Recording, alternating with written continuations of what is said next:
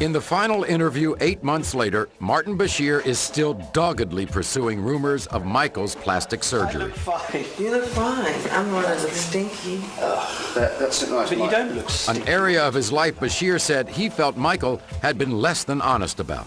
You know, you physically changed, haven't you? The photographs of you, if I look at them. No, it's called adolescence. It's called growing and changing. Yeah, but even the shape of your face has changed. No, it has not. I've had no plastic surgery on my face, just my nose. It helped me breathe better so I can hit higher notes and have clear. The press is like to add on all this stuff. Nothing's been done to my eyes, cheekbones, chins, lips, nothing. They made all of it. Do you think that people do go too far with plastic surgery, generally?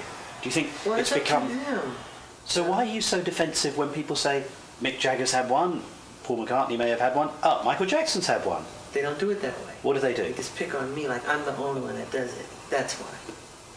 So if people said, well, actually, Michael's the same as everyone else, then it wouldn't upset you so much. It wouldn't upset me so much.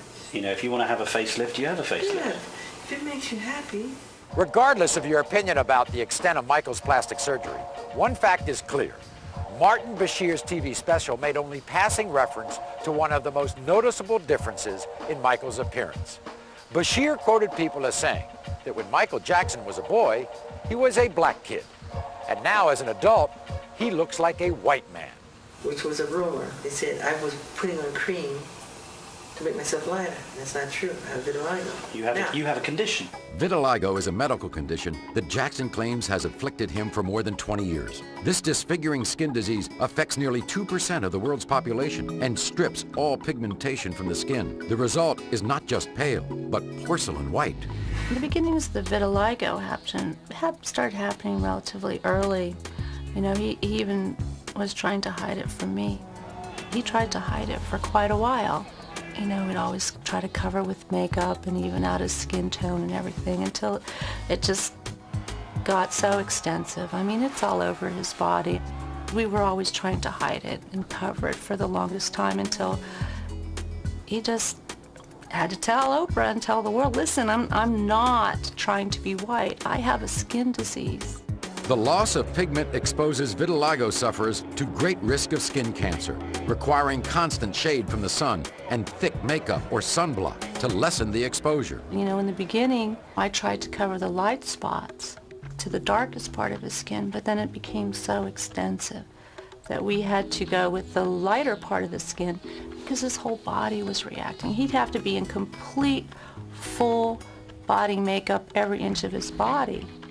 You know, so it was easier to make the transition to him being to the lighter shade that he is.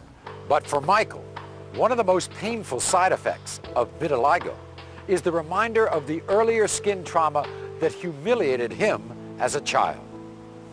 You talked about how when you went through adolescence, you had a terrible time. Yeah. And in fact, I had a look at some pictures of you during that period. And you did have a lot of spots. Yeah. Yeah. And being shy as I am and was, and even worse than. But terribly, it was like a disease. Perhaps the most startling omission regarding Michael's history of plastic surgery came during a discussion of the procedures that Michael admits to having.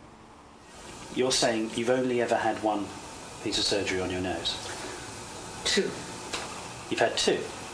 As I can remember. This is where the TV show stops. But had they included Michael's answer from just 10 seconds earlier, they would have allowed him to remind us of a serious injury that severely affected his appearance. No. I was severely burned. Yeah. But apart from having that surgery because of obviously the injury of the fire. January 27, 1984. Michael was shooting a commercial that attempted to duplicate a concert performance.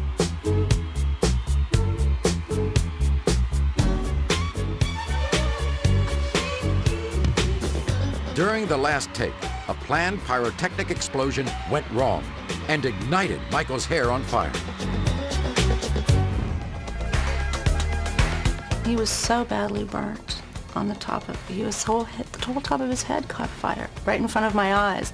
And I couldn't do anything about it. I couldn't get to him on time.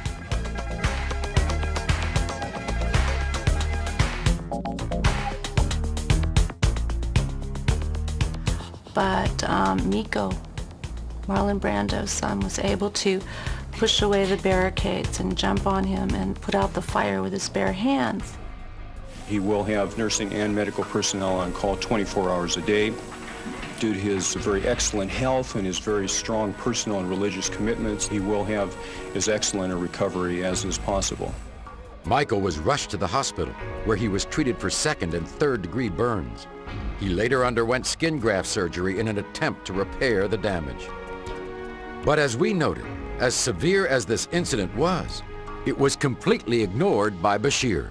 You done nothing to your cheeks? No. These cheekbones? Yeah. No. You haven't had any inserts? No. My father got... What about your dimple? Can we get over this plastic surgery garbage? This is tabloid stuff. Well, you're beyond this. I know. You're a respected well, journalist. I know. The problem You're is... getting tabloid. When we return, we'll take another look at some of the answers that were never heard. They call me weird overnight, strange, wacko.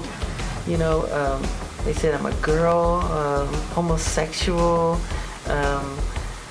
He wants to buy the Elephant Man bones. He sleeps in a hyperbaric chamber. None of that stuff is true. And some of the differences in opinion. So you're happy you did it now? Yeah, because I've shared... Even though you've been attacked, even though people in America say you shouldn't look after your own children? Yeah, but a lot of people said, leave him alone, shut the hell up. A lot of people. All caught on Michael Jackson's own camera. When we return to the Michael Jackson interview, the footage you were never meant to see.